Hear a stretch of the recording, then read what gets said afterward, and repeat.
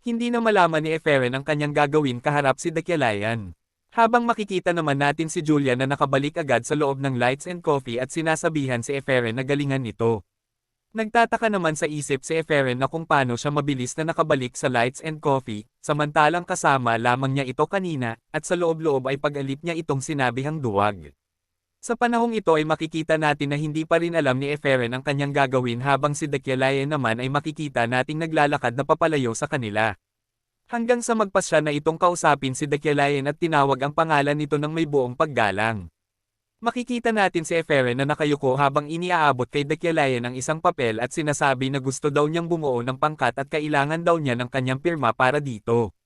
Sa pagpapatuloy ay ipinangako ni Eferen na hindi na niya ito aabalahin pa dahil nag-aalala lamang daw siya dahil alam niyang hindi niya papayagan ang mga pangkat kasama ang mga pangkaraniwang tao.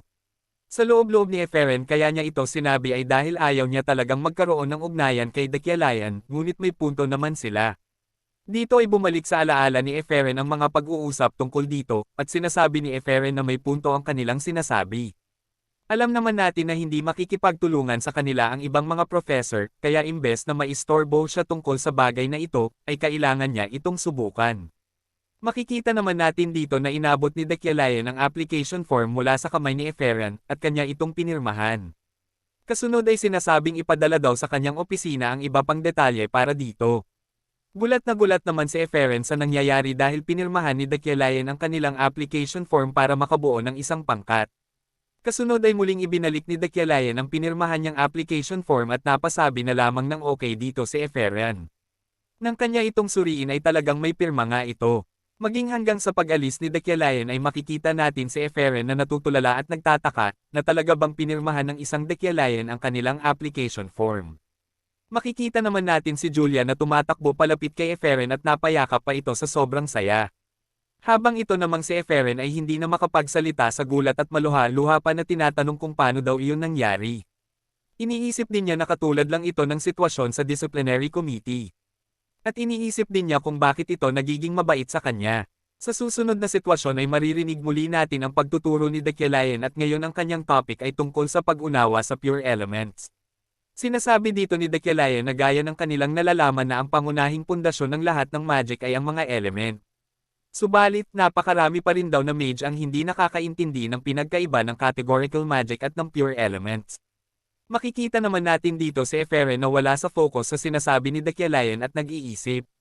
Iniisip niya kung nakokonsenya lang daw ba ito, o baka naaawa lang. Habang nagpapatuloy sa pagtuturo si Dakialayan ay hindi pa rin mapakali kakaisip si Eferen, sinasabi niya dito na ito ang dahilan ng pagkamatay ng kanyang ama, at kahit nagiging mabuti ito ngayon sa kanya ay alam niyang ito ay puro kasinungalingan lamang. Kung totoong pakiramdam niya ay nagkamali siya, dapat pikitin niya ang kanyang tunay na pagkatao sa buong mundo at aminin ito. Dito ay hindi niya namamalayan na nanggigigil na pala siya sa galit. Maririnig naman natin ang boses ni Julia at tinatanong ito kung ayos lang daw siya. Nagulat naman si Eferen dito at biglang natauhan at nagtanong kay Julia na kung bakit daw. Sumagot naman si Julia na mukha daw siyang hindi mapalagay.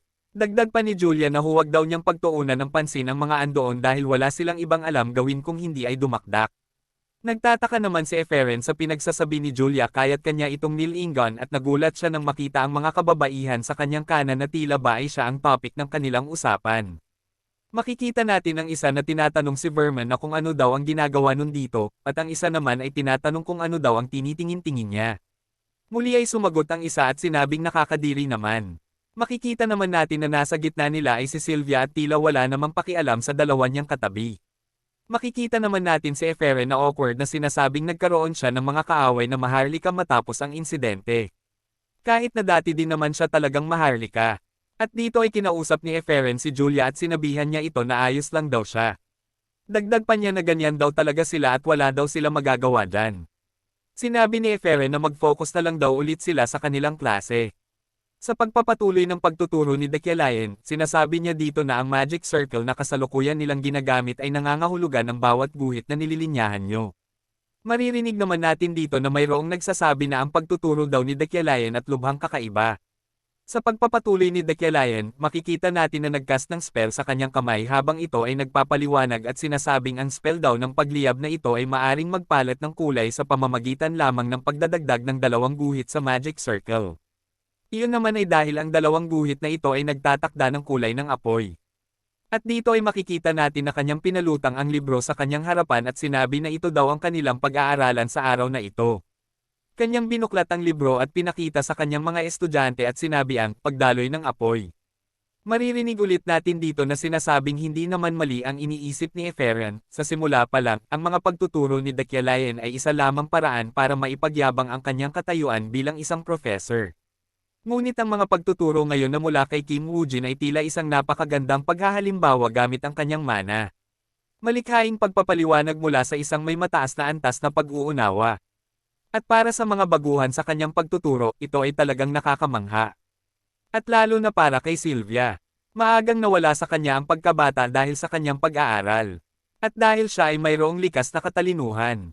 Dito ay makikita natin si Dekyalayan na gumawa ng asul na spell bilang halimbawa sa kanyang mga estudyante at sinasabi na, alam naman daw ng lahat na ang magic circle na kanyang hawak ay para mag-summon ng tubig, ngunit kung ito daw ay isama sa magic circle na apoy, magiging ganito daw ang itsura nito.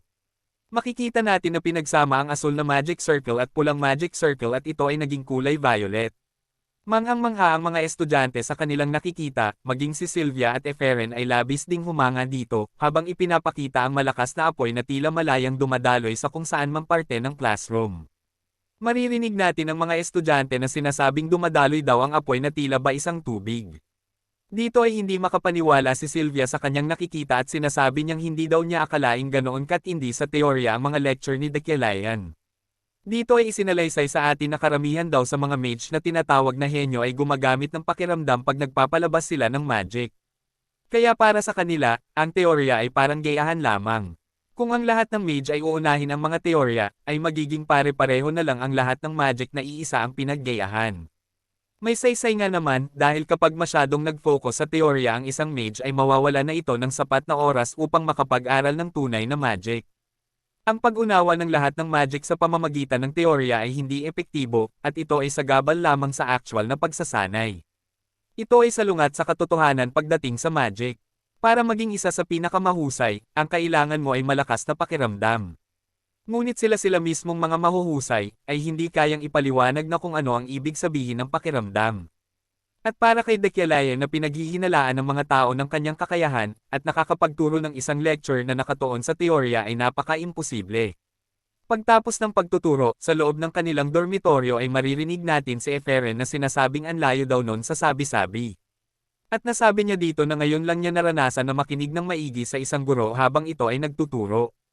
At dito ay napansin ni Eferen ang mga bandalismo sa kanyang pintuan na sinasabing mayabang na hanggal, umalis ka na dito, at hindi ka nabibilang dito, ngunit sa kanyang kaisipan ay sinasabi niya na hanggang kailan kaya paninindigan ng mga ito ang sarili nilang kalokohan. Dito ay nasabi niyang mas lalo pa silang lumala mula nung insidente ng pag-aaway nila ni Sylvia. At may napansin siya ditong sobra na sinuksok mula sa ilalim ng kanyang pinto. Nang kanya itong tignan, ito ay isang sponsorship certificate. Tinuwanan naman ito ni Eferen at sinabing kamuntikan na siyang madala dito, at sinabi din niyang walang maniniwala na ito ay totoo. Dinagdag pa ni Eferen na sino pa ba ang mag-i-sponsor sa kanya, may galit sa kanya parehas ang angka ng Elides at ni Dekyalayan. Habang kanya itong sinusuri ay nasabi niyang maganda daw ang pagkakigawa at sinabi din niya na iuulat daw niya ito bilang panluloko at makakuha siya ng pabuya mula dito. Sa loob ng Magical Admin Office, makikita natin na pumunta dito si Eferen upang i-report ang kanyang nakuha at laking gulat niya nang sabihing ito ay tunay. Sa pagpapatunay ng admin, sinabi din niyang hindi talaga ito peke at ang mga selyo ay original. Dito naman ay nasigawan at naparatangan pang sinungaling ni Eferen ang admin na nagsuri.